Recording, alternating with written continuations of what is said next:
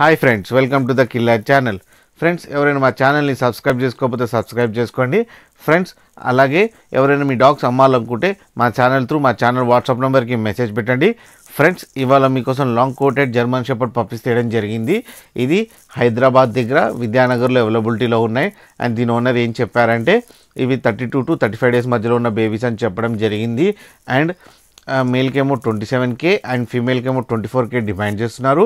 And రేట్లో స్లైడ్గా negotiable ఉందని చెప్పడం జరిగింది ఫ్రెండ్స్.